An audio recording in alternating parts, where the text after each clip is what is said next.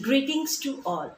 My dear students, in this video we are going to continue our class 10th history chapter number 1, that is Rise of Nationalism in Europe.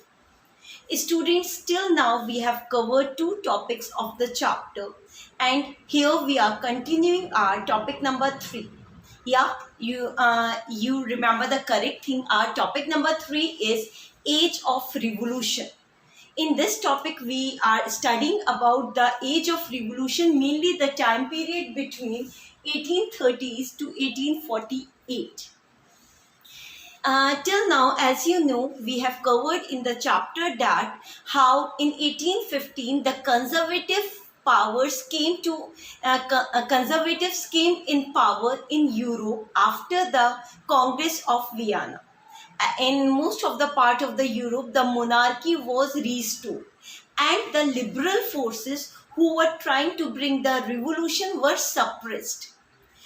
But these liberals group did not remain quiet for a long time, and as you have seen in topic 3.1 that how in 1830s again the revolution started by this liberal group, so called the educated middle class of European society. And as obvious, you are familiar that again the revolution started from France. Have you remembered the phrase said by the Metternich, Austrian Chancellor? Yes, the same. When the France sneezes, rest of the Europe catches the cold. So you have seen that how in 1830s revolution, the revolution started from France and how it get impact of it was seen in the Belgium. Belgium started its struggle for the independence from the Netherlands, and how the Greece, in Greece also the war of independence started against the Ottoman Empire. Okay, till here we had covered. We had also seen that there were we discussed about one of the causes behind why the revolution started in 1830s, and one of the cause was the romanticism. And regarding the romanticism, yeah, you are correct, the cultural movement in Europe. Romanticism brought help in Europe the people in inculcating the feeling of patriotism among the people. Okay, so we had discussed regarding this. So in this video we are going to cover our 3.2 topic, that is hunger, hardship and popular revolt. Student, firstly I am going to tell you how the question can be asked in the board exam related to this. The question can be asked that do you agree that the period between the 1830s to the 1848 can be said to be the period of hunger, hardship and popular revolt in Europe? I am repeating the question. The question can be asked like, do you agree with the statement that the time period between 1830s to 48 was the time period of the hunger, hardship and the popular revolt in Europe? So now we are going to discuss this thing. Why between this period? You all know this time period is known as the age of revolution, between 1830s to 48. Why the revolution came during this period? One of the cause we discussed that the romanticism became popular, the kind of a patriotism feeling started emerging and becoming popular in the heart of the people. But behind any of these kind of the thing, any of the revolution, there is never a one reason. There were many other reasons also. So now we are just going to discuss those reasons. Students, between this time period, there was a rapid increase in the population of Europe. Increase in the population of Europe. Now you will ask, what was the reason behind increase of the population? It increased so much that it just got doubled from the previous one. The reason behind the increase of the population of Europe was that, you know, the America was discovered by Columbus, and after the discovery of America, many new crops were introduced in Asia and Europe. which bought from America. The crops which bought from America to Europe were like the tomato, potato, maize, maize, makka. Yes. So these crops were bought from America to Europe.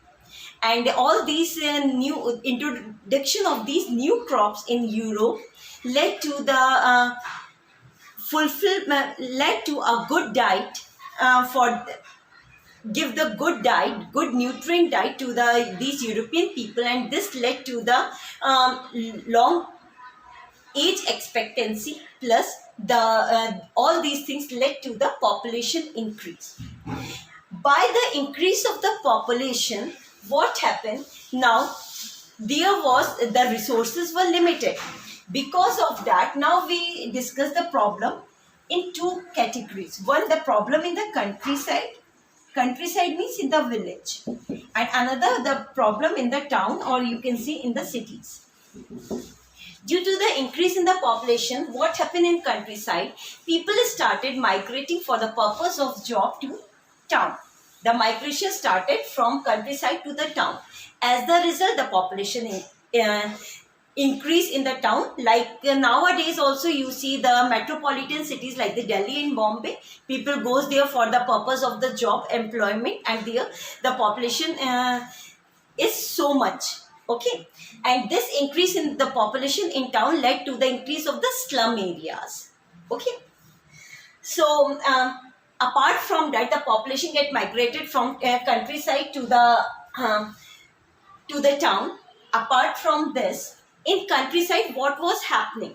You all know that during the medieval time in Europe, in 9th standard, you have seen that European society was divided into 3 estates. On number 1, there was the clergy, then nobility, and then the 3rd estate. Okay, so this nobility class, they in the European rural society, गांवों में क्या थे, they were like the feudal lords. They occupy the position of the feudal lord, like in the Indian society you see the zamindars. Okay, so the peasants had a huge burden of this feudal. They have to pay the taxation to them, and these taxation were known as the feudal duties. They had to pay the feudal dues to the feudal lords. Apart from that, there were also many other compulsion from these feudal lords. Okay, so they plus in the consecutive year during this time period, there was a crop failure also, and due to this crop failure, there was the shortage of food grain. Okay, this was the condition of the countryside in Europe during that time. Now, what happened in the town areas? You know, when the people migrated from countryside to the town, then the population increased over there, and the employment were limited, but the people, the job seekers were more. As the result, the wages goes down of the people. Okay, the wages of the people goes down. Students, it was the time period also when the Industrial Revolution, just before this, the Industrial Revolution came in England. And after the coming of the Industrial Revolution in England, the machine-made goods get imported to other parts of the Europe. As the result, the small handicraft and the small-scale industries suffer, because the machine-made goods flooded the market, and the people can buy them at a lower price. So no one was ready to buy the things made by these small producers. So these people in the cities suffer a lot by the coming of the Industrial Revolution. So all these things led to the hardship and the hunger. So apart from that, what was next happened was that, as I told you, there was the bad harvest season in the consecutive year. Bad harvest. And because of this, there was the shortage of food. Shortage of food grain. And this led to the rise of the price of the food grain. And because of all these reasons, the people in France, again the revolution started from France. The people in Paris, the capital of France, came on road because of all these problems. The government, the king at that time was Louis Philippe. Yeah, he was restored in 1830, as you remember, when the constitutional monarchy was established in France. So Louis Philippe was there as the monarch of France. He tried to stop it. The police tried to barricade on the road, but these people did not stop.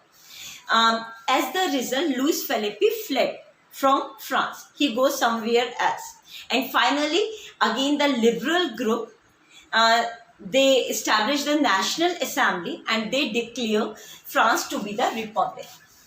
So this happened in February 1848, and this is also known as the February Revolution in France. February Revolution of 1848 in France. What happened in the February Revolution in France? The republic was established. The new constitution was drafted, and according to this, the universal adult franchisee was given. Not the universal adult franchisee, mainly the male adult franchisee. The women till the time were still struggling for getting the right to vote.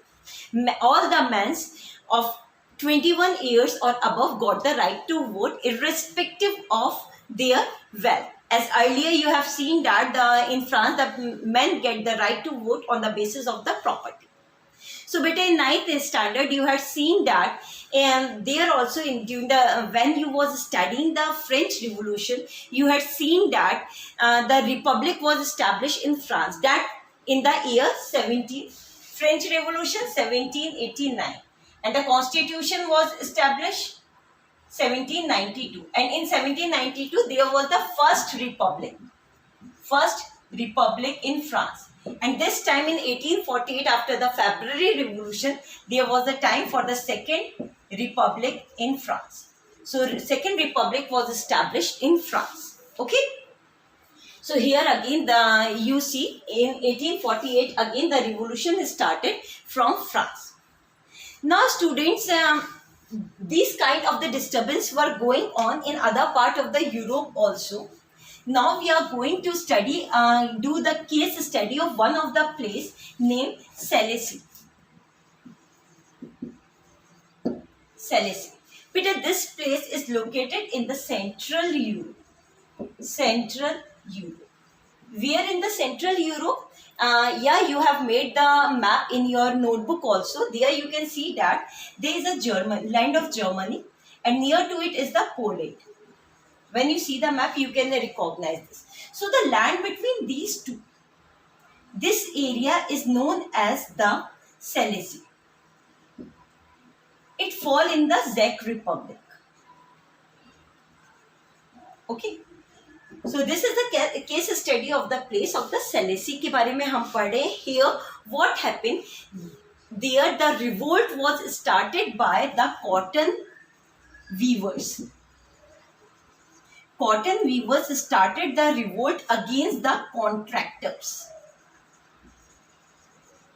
What happened in Silesia? They were the contractors who gave the work to the workers in the countryside did the weaving work. उन्हें बुनाई का काम दिया करते थे. They give the contract to them and provide them the raw material.